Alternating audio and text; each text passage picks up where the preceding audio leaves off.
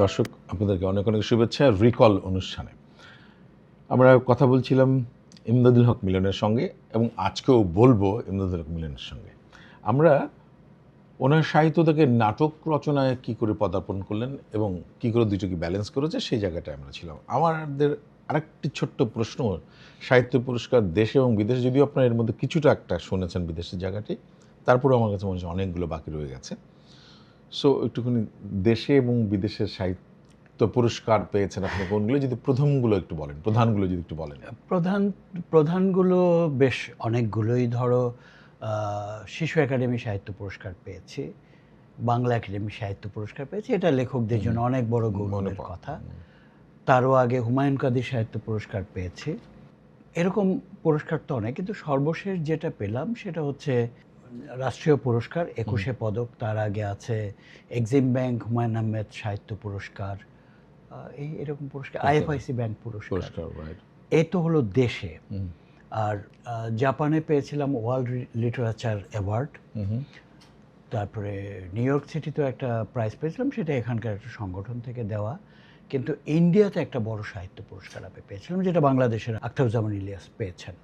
সেই পুরস্কারটার নাম হচ্ছে Surma IIPM Surma Chowdhury international literary award. সেটা দিল্লি থেকে দেওয়া হয়। ওটা আখতারুজ্জামান ইলিয়াস পেয়েছিলেন, আমি পেয়েছি। এই পুরস্কারটা অনেক বড় পুরস্কার। বাহ, ভেরি গুড, থ্যাংক ইউ। আমার শেষে আমি আবার একটু আসতে চাই, নাটক নিয়ে আমরা আলোচনা করছি, একটু ফিল্মে আপনার সাহিত্য নিয়ে, আপনার গল্প, ছোট গল্প, বড় গল্প, উপন্যাস, কয়েকটি ছবির যদি একটু মূল ছবিগুলো, 5-6টা সিনেমা আমার গল্প থেকে হয়েছে। যেমন প্রথমে হয়েছিল সুতোয় বাঁধা প্রজাপতি নামে একটি গল্প, একটা উপন্যাস থেকে নাট্যরূপ মানে চলচ্চিত্রায়ন করেছিলেন শাহজাহান চৌধুরী নামে এক ভদ্রলোক। তারপরে আরেকটা সিনেমা হলো আমার নদী উপাখ্যান থেকে লাল চর নামে, এটা করলেন নাদের চৌধুরী, অভিনেতা নাদের চৌধুরী। উনি আরেকটা সিনেমা করলেন আমার, সেটার নাম হচ্ছে মেয়েটি এখন কোথায় যাবে। হ্যাঁ, এটা নারী কেন্দ্রিক গল্প। এটা বোধহয় 6টা বা 6টা ন্যাশনাল অ্যাওয়ার্ড পেয়েছিল। এরপরে রাজ্জাক সাহেব, নায়করাজ রাজ্জাক করেছিলেন তার জীবনের সর্বশেষ সিনেমা আমার উপন্যাস থেকে, নাম ছিল আয়না কাহিনী। এগুলো কথা বলুন। আপনার সমস্ত কাজের মধ্যেই, মানে সব কাজের মধ্যে যে জায়গাটা, যে সবসময় সময় বের করতেন এবং আপনাকে তাড়িত করে এবং আপনাদেরকে দেখে জেলাস হই যে আমাদের যদি এরকম সম্পর্ক থাকতো, সেটি হচ্ছে বন্ধুত্ব সম্পর্ক। এইটি বিষয়ে যে বলবো যে আপনার বন্ধু কি করে সবার, মানে সেলিব্রিটি বন্ধু, মানে একদম কিশোরবেলা যুববেলা থেকে কি করে সম্ভব? মানে সাচ্চু, আমাদের জীবনটা মূলত শুরু হয়েছিল 73-74 সাল থেকে, মানে একত্র যাত্রা বন্ধুদের। তোমার মনে থাকবার কথা যে আমাদের ফরিদুর রেজা সাগর, তার বাবা একটা রেস্টুরেন্ট করেছিলেন খাবার দাবার নামে, সেটা স্টেডিয়ামে, ঢাকা স্টেডিয়ামের উল্টো দিকে। তো বাবার মানে এরপরে স্বাধীনতার পর থেকে 74 সাল থেকে এটা সাগর চালাতো। সাগর তো আমাদের বয়সে আমাদের বন্ধু। আমরা ওখানে শাইক সিরাজ ছিল সাগরের সঙ্গে, শাইকের সঙ্গে আমাদের বন্ধুত্ব ওই খাবার দাবার থেকে। কিন্তু তার আগে আমরা একটা শিশু সংগঠনের সঙ্গে যুক্ত হয়েছিলাম, নাম ছিল চাঁদের হাট। এটা তখনকার পূর্ব দেশ বলে একটা পত্রিকা ছিল, অবজারভার ভবন থেকে বেরোতো। ওই পত্রিকাটিকে ঘিরে আমরা সবাই একত্রিত, ওই সংগঠনটার ঘিরে আমরা একত্রিত হয়েছিলাম। তাদের মধ্যে সাগর, মানে ফরিদুর রেজা সাগর, আফজাল হোসেন, আব্দুর রহমান, হ্যাঁ, আলিমুজ্জামান, পরে সাইফুল আলম পরে যুগান্তরের সম্পাদক ছিলেন দীর্ঘদিন। এখন কালের কণ্ঠে যিনি সম্পাদক হাসান হাফিজ, সে, এই সবাই আমরা একত্রিত হয়েছিলাম। কিন্তু এই সংগঠনের তখন হানিফ সংকেতও চাঁদের হাটের সঙ্গে যুক্ত ছিলেন। তো এই জায়গাটা থেকে যেটা হলো, আমরা পরে সাগরের ওই খাবার দাবারে আমরা রেগুলার আড্ডা দিতে যেতাম। সেখানে আমাদের সঙ্গে যুক্ত হলো পাবেল রহমান, একটু পরে সুবর্ণ মুস্তফা, হুমায়ুন ফরিদি, এই সব আমরা একত্রিত হতে লাগলাম। একত্র হয়ে যে যার জায়গা থেকে কাজটা করতে লাগলাম। যে আমি লেখক হতে চেয়েছি, আমি লেখার চেষ্টাই করছি, অন্য বন্ধুরা উৎসাহ দিচ্ছে, আমি একটা লেখা লিখে ওদের কাছে চলে যাচ্ছি, পড়ে শোনাচ্ছি কিছু হচ্ছে কি না। তো আফজাল অভিনয়ের জায়গায় চলে যাচ্ছে, ছবি আঁকার জায়গায় চলে যাচ্ছে। এরকম করে শাইক, সাগর টেলিভিশনের সঙ্গে যুক্ত হচ্ছে, সাগর আবার লিখছে। এই এই একত্র যাত্রাটা আমাদের বন্ধুত্বকে খুব গভীর করে ফেলেছিল এবং আমরা সেই সৌভাগ্যবান মানুষ, আমাদের বন্ধুত্বটা কখনোই ভেঙে যায়নি। এত বন্ধুত্বের প্রতি এত আকর্ষণ আমাদের যে আমরা কোনো বন্ধু কোনো একটা প্রয়োজন হয়েছে বা কোনো বন্ধু একটু অসুস্থ হয়েছে বা কোনো বন্ধু একটা আনন্দ উদযাপন করছে, আমরা পরিবার ভুলে বন্ধুদের কাছে চলে যাই। আমাদের সম্পর্কটা এরকম। এবং তুমি জেনে আনন্দিত হবে বা আমাদের দর্শক যারা এই অনুষ্ঠানটা দেখছেন তারাও শুনে খুশি হবেন, আমার বন্ধুদের মধ্যে আমরা 7 বন্ধু 21 পদক পেয়েছি। এটি একটি বিরাট ব্যাপার। বাংলাদেশে এর কোনো তুলনা নেই। একদম সাংঘাতিক। আমার কাছে মনে হচ্ছে যে আপনাদের বন্ধুদের ফিনান্সিয়ালি যখন আপনারা ওখানে আড্ডা মারতেন, মানে সাগর ভাই কথা বললেন বা সিরাজ ভাইয়ের কথা বললেন, আমি ওখানটা মামুনুর রশিদকে দেখেছি ওখানে খেতে যাই। মামুন ভাই আমাদের সিনিয়র, খেতে যেতেন কিন্তু আপনাদের সার্কেলটা পরের দিকে যেত অনেকেই। আপনার ফিনান্সিয়াল অবস্থা তখন কেমন ছিল? খুব খারাপ ছিল, খুবই খারাপ ছিল। খারাপ ছিল মানে কি, 71 সাল তো আব্বা মারা গেলেন, এত বড় একটা পরিবার, 10 ভাই বোন, মা স্ট্রাগল করছেন আমাদের নিয়ে, আমরা টিউশন করে চলছি, মা গ্রাম থেকে তার সম্পত্তি বিক্রি করে এনে আমাদের চালাচ্ছেন, তো ভালো ছিল না। তো সেই অবস্থায় লেখালেখির চেষ্টা করছি, কলেজে পড়ছি, বড় ভাই কন্ট্রাক্টরি বিজনেস শুরু করেছে, সেটাতে দেখাশোনার কাজ করি। তো এই অবস্থায় পকেটে 10টা টাকাও থাকে না। দেখা গেল যে বন্ধুদের সঙ্গে আড্ডা দিতে যেতে হবে, দুপুর হয়ে গেছে, খাওয়া হয়নি, ভাবলাম সাগরে ওখানে গেলে খাওয়াটাও আছে, আড্ডাটাও আছে। এইভাবে দীর্ঘদিন আমাদের কেটেছে। মানে এই যে সেম ব্যাপার তো মানে অন্য বন্ধুদের ক্ষেত্রে সবার ক্ষেত্রে না। ধরো আফজাল ওয়েলফ ছিল, মানে ওর বাবা ডাক্তার, সাতক্ষীরা থেকে টাকা পাঠায়, আফজাল ভালো চলে। আব্দুর রহমানের অবস্থা খুব ভালো ছিল, বিরাট বিল্ডিং, তখনও বিল্ডিং না, বিল্ডিং এর ওই জায়গায় ওদের ঢাকা সিড স্টোর ছিল, সেটা ওর বাবা বিশাল রোজগার, রহমান পকেট ভরা টাকা, সেই আমরা রহমান দেদারসে আমাদের খাওয়াতো। তো বন্ধুদের মধ্যে বোধহয় আমি সবচেয়ে দরিদ্র অবস্থায় ছিলাম। আচ্ছা আচ্ছা, বাহ, তাও তো খুব ভালো যে আপনি দরিদ্র অবস্থা থেকে আমাদেরকে এত সমৃদ্ধ করেছেন। আপনাদের বন্ধুদের কোনো একটা এক্সাম্পল যে কেউ একজন আপনার জন্য করেছে অথবা অন্য বন্ধুর জন্য আপনারা করেছেন বা বন্ধুদের মানে করা। আমি যেমন দেখেছি যে আপনাদের অসাধারণ, যেমন আজকে যে স্টোরিতে আমরা কথা বলছি নিউ ইয়র্কে, নিউ ইয়র্কে, এখানেও আপনারা এসছেন কাজে এবং বন্ধুত্বের জন্যই এসছেন। হ্যাঁ, আমি এটা অনেক সময় সাগরের সঙ্গে এসেছি। সো এবং আপনারা একটা বই মেলাতে অ্যাটেন্ড করবেন, কিন্তু সেটা একটা উপলক্ষ, কিন্তু মূল টানটা হচ্ছে সাগরে মানে আমাদের অনেকক্ষণ থাকা আপনাদের জায়গাটা। তো আমি বলছি যে এরকম হয় না যে আপনাদেরকে কখনো মান অভিমান হওয়া বা একটুখানি 3 দিন সাগরের সঙ্গে হয়নি কখনোই, কারণ সাগরের সঙ্গে মান অভিমানের কোনো জায়গাই নেই। হ্যাঁ, তুমি অভিমান করে থাকলে হঠাৎ একদিন মিলন, অনেকদিন তোমার দেখি না, আমি ছুটে গেলাম। আফজালের সঙ্গে একবার হয়েছিল, আমরা মনোমালিন্য করে একটানা 10 বছর কথা বলিনি। ওরে বাপ, 10 বছর কথা বলে মুখই দেখিনি কেউ কারো। তারপরে একদিন, তখন মাত্র প্যাকেজ নাটক শুরু হয়েছে, আফজাল আরেফিনের মাত্রা, সেখানে একটা মিটিং ডাকা হয়েছে, যারা যারা নাটক অর্গানাইজ করে বা নাটক করতেছে তাদের একটা সংগঠন হবে, ওরকম একটা সংগঠন হয়েছে। মামুনুর রশিদ আছেন, হানিফ সংকেত আছে, এরকম অনেকেই ছিলেন। আমাকেও ডেকেছে, কারণ আমার তো একটা ছোট্ট নাটক করা অফিস ছিল, তো আমিও গিয়েছি। ওই সেখানে আফজালও আছে, ওদের ইনফ্রেম, ওরাও নাটক ইত্যাদি তৈরি করে। তো সেখানে বিভিন্ন মানে কে কোন পদে যাবে, সংগঠনটা করার জন্য কে কোন পদে যাবে সেরকম একটা প্রস্তাব করতেছে, এক একজনের নাম। তা আফজালের সঙ্গে তো আমার পাশাপাশি বসে আছি, কিন্তু মুখ চাওয়াচাও নাই, কেউ কারোর সঙ্গে কথা বলি না। তো একটি পদের জন্য আমি আফজালের নাম বললাম যে আমি প্রস্তাব করছি, এই পদটা আফজাল হোসেন থাকবে, বোধহয় অর্থ করি দিকটা নিয়ে। হ্যাঁ, তো আফজাল একটু আমার দিকে তাকালো, তাকে আরেফিনের দিকে তাকালো, তুমি আরেফিনকে চেনো, আমাদের প্রিয় বন্ধু, তাকালো, ওখানেই শেষ। তো তারপরে অনুষ্ঠান মানে মিটিংটা শেষ হয়ে গেল, আমি চলে আসবো, হঠাৎ করে আমাদের আরেক বন্ধু আছে খন্দকার আলমগীর, সেও মাত্রার সঙ্গে যুক্ত, সে এসে বলল ভিতরে যেতে বলছে আফজাল। তা আমি কোনো কিছু ভাবলাম না, 10 বছর। গেলাম ভিতরে, আফজাল বলল আয়, সামনে বসলাম, বসে বল যে আলম মিষ্টি দিতে বল, একটু চা মিষ্টি খাই, আমার বন্ধু আসছে একদিন পরে। ওই যে শুরু হলো, আবার মনে হলো যে 10 বছর বোধহয় 10 সেকেন্ডের ব্যাপার, মানে যেখান থেকে হ্যাঁ, শেষ ছিল সেখান থেকে আবার শুরু। সারাদিন আড্ডা ওই দিলাম। মনে আফজাল সন্ধ্যাবেলা বলে চল তোর বাসায় দিয়ে আসি। আমার আফজালের বিরাট গাড়ি, আমি গ্যান্ডের একটা ছোট গলিতে থাকি, সেখানে ঢুকে গেল ওই গাড়ি নিয়ে। দিদারও ছিল, আরিফিনও ছিল। গিয়ে আমার স্ত্রী তো তাড়াতাড়ি আফজাল ভাই ওই তোমাদের দেখতে এলাম। মানে 1 সেকেন্ডের মধ্যে মনে হলো যে 10 বছর আমরা পেরিয়ে গেছি। চলে গেছে আমাদের বন্ধুত্বটা আসলে এরকম। থ্যাংক ইউ আমাদের সাথে শেয়ার করার জন্য। দর্শক নিশ্চয়ই আপনাদেরও ভালো লেগেছে।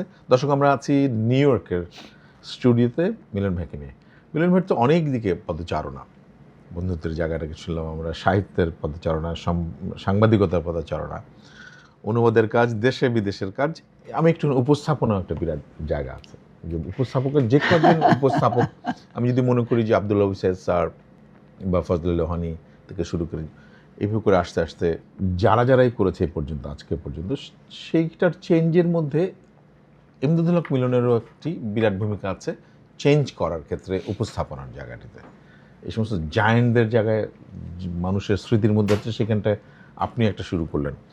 আপনার কি করে আসা শুরু হলো এবং আপনি কেমন এনজয় করলেন? এটার জন্য অ্যাবসলিউটলি দায়ী হচ্ছেন আমার বন্ধু ফরিদুর রেজা সাগর। এখানেও বন্ধু দায়ী? একদম একদম একদম। আমি ছিলাম আমার বন্ধুদের মধ্যে মুখ চোরা স্বভাবের লোক, আর লেখকরা নর্মালি আমার মনে হয় অনেকেই সেরকম হন। তো আমাদের মধ্যে সবচেয়ে ভালো কথা বলতো আব্দুর রহমান, সংগঠনের চাঁদের হাটের সে বোধহয় আহ্বায়ক ছিল। দিদারুল আলম ভালো কথা বলে, রহমান তো বলেই, আফজাল তো আফজাল। নিউ ইয়র্কের ইয়ঙ্কার্সে এইচভিএসি পণ্যের বাংলাদেশি প্রতিষ্ঠান মিডিয়া পাইকারি এই শোরুমে রয়েছে সর্বাধুনিক প্রযুক্তির হিটিং ও কুলিং সিস্টেমের পণ্য।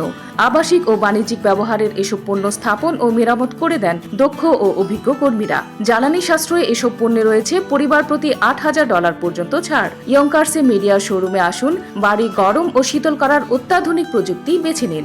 যোগাযোগ তোফায়েল চৌধুরী 9142229477। নিউ ইয়র্কের ইয়ঙ্কার্সে এইচভিএসি পণ্যের বাংলাদেশি প্রতিষ্ঠান মিডিয়া পাইকারি এই শোরুমে রয়েছে সর্বাধুনিক প্রযুক্তির হিটিং ও কুলিং সিস্টেমের পণ্য। আবাসিক ও বাণিজ্যিক ব্যবহারের এসব পণ্য স্থাপন ও মেরামত করে দেন দক্ষ ও অভিজ্ঞ কর্মীরা। জ্বালানি সাশ্রয়ে এসব পণ্যে রয়েছে পরিবার প্রতি $8,000 পর্যন্ত ছাড়। ইয়ঙ্কার্সে মিডিয়া শোরুমে আসুন, বাড়ি গরম ও শীতল করার অত্যাধুনিক প্রযুক্তি বেছে নিন। যোগাযোগ তোফায়েল চৌধুরী 9142229477। চ্যানেল আই শুরু হয়েছে সিদ্ধেশ্বরীতে, ছোট্ট একটা ফ্ল্যাটে সাগর শুরু করেছে।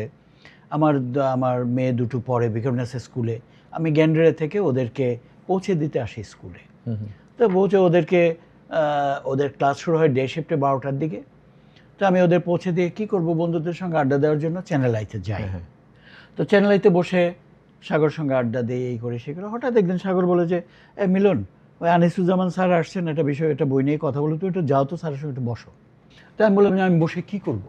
বলছি বসো না, স্যারের সঙ্গে একটু গল্প করো, একটু কথা বলো। তো আমি স্যারের সঙ্গে কথা বলছি, আমি তখনও জানি না কোথায় ক্যামেরা, কী হচ্ছে না হচ্ছে, আমার মাথায় কিছু না, স্যারের সঙ্গে গল্প করছি। সাগর 15-20 মিনিট আমিরুল ছিল, আমিরুল ইসলামও ছিল। তো সে দেখেছি কিছুক্ষণ পর সে হাততালি দিচ্ছে, বলতে ভালো তো, ভালোই হয়েছে তো দুজনের। মানে শুরু হয়ে গেল আর কি। সাগর আমাকে একটা বিষয়ের মধ্যে ঢুকিয়ে দিল। এরপরে মাঝে মাঝে যাই, সাগর আমাকে বললো ওই যে ভদ্রলোক মারা গেছেন মুজাম্মেল ভাই, অভিনেতা ছিলেন, একটু মোটা মতো, একটু কালো রঙের, হুমায়ুন ভাই নাটক করতেন। ওই যে ভদ্রলোক মারা গেছেন, একটু বসো না, তার সম্পর্কে একটু কথা বলো। আমি বসলাম, একটু কথা বললাম। তারপর বললো যে এই যে মমতাজউদ্দিন স্যার আসছেন, আজকে রবীন্দ্রনাথকে নিয়ে একটু কথা বলো। বন্যার একটা অনুষ্ঠান হচ্ছে, রেজওয়ানা চৌধুরী বন্যা, বল তুমি একটু উপস্থাপন করে দাও না মিলন, এই করো এইভাবে। আমি বললাম কী করবো সাগর, বলে এইভাবে কথা বলো না। তা আমি সাগরের দেখানো পথে চলতে শুরু করলাম। এই করে করে সাগর আমাকে বললো তুমি এখন নিজে একটা অনুষ্ঠান করবে, নাম দাও মিলন কথা। তোমার নাম মিলন, তোমার কথা। আমি কিছু কিছু মানুষ ইন্টারভিউ করলাম, ছোট ছোট ছোট ছোট। তো হলো, চলতে লাগলো। তত দিনে দেখি যে আমি একটু কথা বলতে পারছি। আচ্ছা, তখন আমি একটু প্ল্যান করলাম যে আমি একটা বড় টক শো করব। টক শো মানে কি, বিখ্যাত মানুষদের সঙ্গে কথা বলবেন। তো আমি নাম দিলাম কি কথা তাহার সাথে, নাম দিয়ে কি প্ল্যান করলাম। কি কারণে জানি আর চ্যানেল আইতে যাওয়া হলো না। মানে যারা আমাকে তৈরি করে দিয়েছে এই লাইনটায়, তার কাছে আমি আর গেলাম না। আমি তখন আমার দেশ বলে একটা পত্রিকাতে কাজ করি, এটা হচ্ছে এনটিভির ফালু সাহেব রাইটার মালিক, পত্রিকাটারও মালিক তখন তারা, এখন মাহমুদুর রহমান সাহেব। তো এই মাহমুদুর রহমান সাহেবও আমার বড় ভাইয়ের বন্ধু, আমাদের গ্যান্ডারিয়ার খুব অত্যন্ত মেধাবী মানুষ, মানে আমাদের গ্যান্ডারিয়া স্কুলের সর্বকালের সর্বশ্রেষ্ঠ ছাত্র সে, এখনও আমরা মনে করি তাকে। ডাকনাম বুলবুল, আমরা বুলবুল ভাই বলতাম। এখন তিনি মালিক আমার দেশের, তিনি মালিক এবং সম্পাদক। তো আমি ওখানে বসে বসে প্ল্যানটা করলাম, তারপরে কে একজন আমাকে বললো যে তোমার নিচতলায় তো এনটিভির অফিস, এখানেই করো। তা শাহাবুদ্দিন নামে একজন ইয়াং একটা ছেলে প্রডিউসার, সে এসে বললো আমি চল মিলন ভাই করি অনুষ্ঠানটা। তারপর আমি শুরু করলাম কি কথা তাহার সাথে। প্রথম অনুষ্ঠানটাতে আনলাম আব্দুল আবুদ সাইদ স্যারকে, পরেরটাতে আনলাম আফজালকে। এই করতে করতে করতে করতে আমি এক সময় দেখলাম যে এই অনুষ্ঠানটা জনপ্রিয় হয়েছে অনেক। আমি 150টা অনুষ্ঠান করেছিলাম। তারপরেও ধরো এটা একটা চাহিদা ছিল, ওরা চাচ্ছিল আমি আরও করি, কিন্তু আমি বন্ধ করে দিলাম একটা সময় এসে।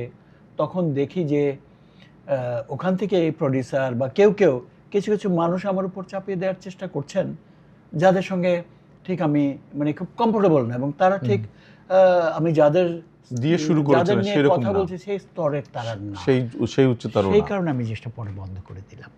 বাহ, মিলন ভাই, আপনার সব শ্রেণীর পাঠকরাই আপনার আছে আপনার ঝুলিতে। আমি বলছেন যে শিশু কিশোরদের সংগঠন আপনি করেছিলেন, শিশু কিশোরদের কতগুলো আপনার সাহিত্যকর্ম? আমার তো প্রথম লেখাই ছোটদের লেখা, গল্পটার নাম ছিল বন্ধু। ওই বন্ধু গল্প দিয়ে সবাইকে কিন্তু আমি পেলাম। পূর্ব দেশের এই বন্ধু গল্পটা ছাপা হলো, জীবনের প্রথম গল্প। সেখানে সাগরের সঙ্গে দেখা হলো, আফজালের সঙ্গে দেখা হলো, রহমানের সঙ্গে দেখা হলো, দিদারের সঙ্গে দেখা হলো, এর ওপরে শাইকের সঙ্গে দেখা, সবার সঙ্গে বন্ধুত্ব ওই গল্পটা থেকে। বাহ, হ্যাঁ। তো সেই যে বন্ধু দিয়ে আমি যাত্রা শুরু করলাম, তারপরে কিন্তু আমি মানে বড়দের ছোটদের দু রকমের লেখা আমি পাশাপাশি লিখেছি। আমার ছোটদের বই আছে অন্তত 50টা। হ্যাঁ, একদমই শিশুদের বইও আছে, কমিক্সের বই আছে 14-15টা। হ্যাঁ, একেবারে বাচ্চা মা পড়ে শোনাবে এরকম গল্পের বই আছে 14-15টা। কিশোরদের লেখা আছে অনেক। আমি বাংলাদেশের একমাত্র লেখক যে আনন্দবাজার গ্রুপের আনন্দমেলা পত্রিকাতে গত 3-4 বছর ধরে নিয়মিত উপন্যাস লিখি পুজো সংখ্যায়। তা আমার ছোটদের একটা জগৎ আমার আছে। এইরকম ব্যস্ততাপূর্ণ সময় যেহেতু আপনার, সেখান থেকে আপনি একদম নিজেকে খানিকটা গুটিয়ে রেখেছেন। আজকে বলতে চাই যেন আপনি অবশ্যই আপনি আবার ফিরে আসেন লেখাতে, বিশেষ করে নাটকের বলবো বা ওটিটিতে খুব আমরা মিস করি। আপনার কাছে কেমন লাগে আসলে যে আপনি এই আপনার নীরবতাটা কি আপনি এনজয় করছেন নাকি আপনি প্রস্তুতি নিচ্ছেন? এটা তোমার দ্বিতীয় কথাটা সত্য। আমি গত গত অনেকগুলো বছর আমি নাটক লিখিনি, টেলিভিশন থেকে সরে থেকেছি। সরে থাকার একটা কারণ হলো আমি একটু অবজার্ভ করছিলাম যে আমাদের টেলিভিশন কোন দিকে, ট্রেন্ড কোন দিকে যাচ্ছে। মাঝখানে আমি লক্ষ্য করলাম যে এমন এক ধরনের নাটক হয়, মানে সেটা আমি শব্দটা খুব শোভন না, তবু আমি বলি আমার কাছে ভাড়ামো মনে হতো। অদ্ভুত অদ্ভুত নাম, একসময় ঢাকার চলচ্চিত্রে যা হয়েছিল। হ্যাঁ, চটুল বা ভারসাম্যপূর্ণ মানুষজন অভিনয় করছে, কথা বলছে, এই ধরনের নাটকে ভরে গেল আমি দেখলাম। তা আমি ওখান থেকে ওই জিনিসটা আমার ভালো লাগেনি। আমি ভেবেছে চুপ থাকি, এগুলো হোক না, চলতে থাকুক। তারপরে গত 4-5 বছর ধরে আমি আবার লক্ষ্য করলাম যে আমাদের নাটকের জায়গাটা আবার ঘুরে দাঁড়িয়েছে।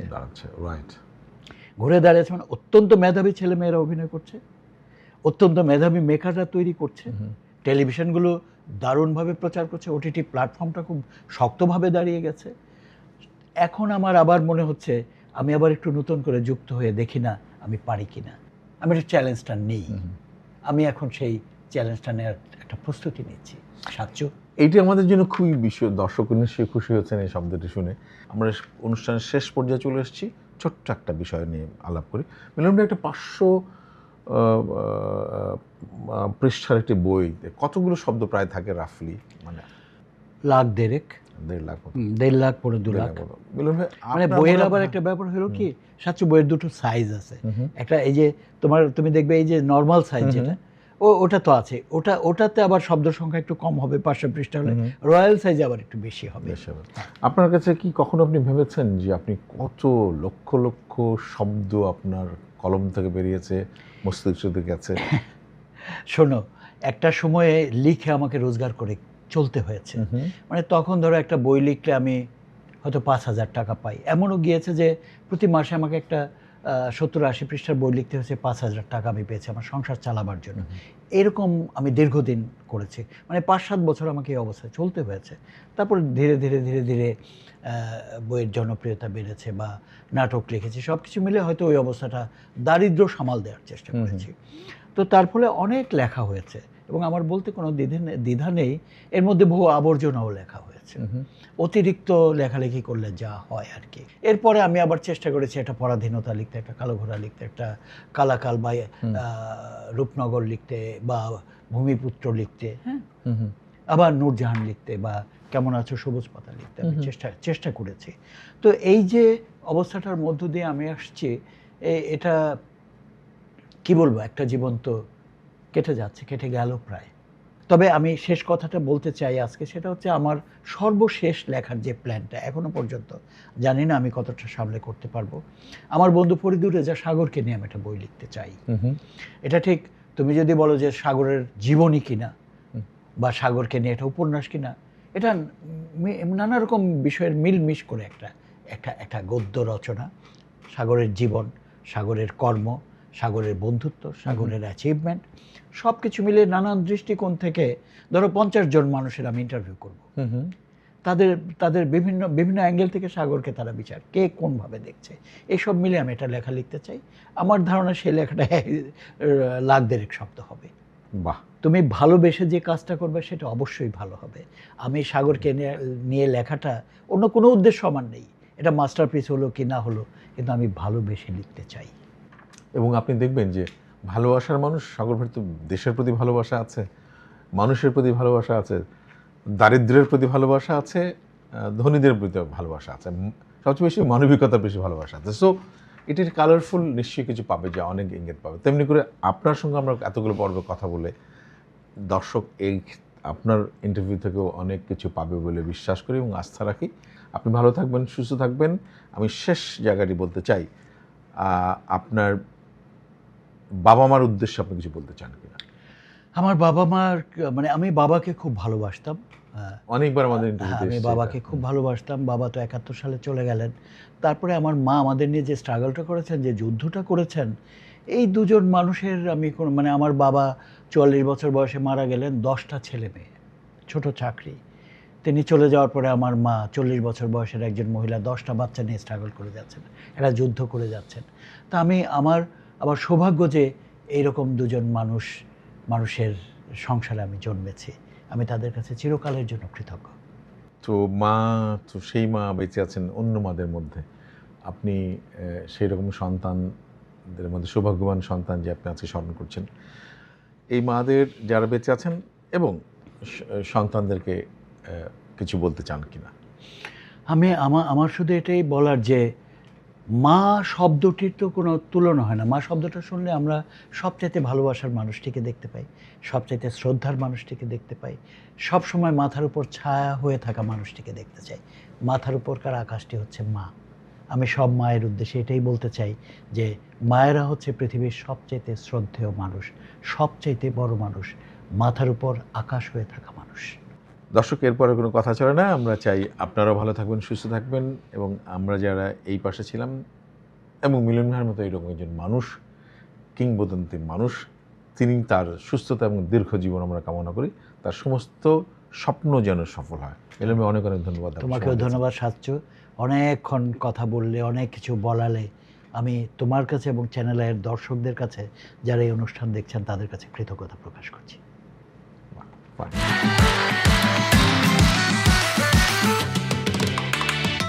নিউ ইয়র্কের ইয়ঙ্কার্সে HVAC পণ্যের বাংলাদেশি প্রতিষ্ঠান মিডিয়া। পাইকারি এই শোরুমে রয়েছে সর্বাধুনিক প্রযুক্তির হিটিং ও কুলিং সিস্টেমের পণ্য। আবাসিক ও বাণিজ্যিক ব্যবহারের এসব পণ্য স্থাপন ও মেরামত করে দেন দক্ষ ও অভিজ্ঞ কর্মীরা। জ্বালানি সাশ্রয়ে এসব পণ্যে রয়েছে পরিবার প্রতি $8,000 পর্যন্ত ছাড়। ইয়ঙ্কার্সে মিডিয়া শোরুমে আসুন, বাড়ি গরম ও শীতল করার অত্যাধুনিক প্রযুক্তি বেছে নিন। যোগাযোগ তোফায়েল চৌধুরী 9142229477। নিউ ইয়র্কের ইয়ঙ্কার্সে এইচভিএসি পণ্যের বাংলাদেশি প্রতিষ্ঠান মিডিয়া পাইকারি এই শোরুমে রয়েছে সর্বাধুনিক প্রযুক্তির হিটিং ও কুলিং সিস্টেমের পণ্য। আবাসিক ও বাণিজ্যিক ব্যবহারের এসব পণ্য স্থাপন ও মেরামত করে দেন দক্ষ ও অভিজ্ঞ কর্মীরা। জ্বালানি সাশ্রয়ে এসব পণ্যে রয়েছে পরিবার প্রতি $8,000 পর্যন্ত ছাড়। ইয়ঙ্কার্সে মিডিয়ার শোরুমে আসুন, বাড়ি গরম ও শীতল করার অত্যাধুনিক প্রযুক্তি বেছে নিন। যোগাযোগ তোফায়েল চৌধুরী 9142229477।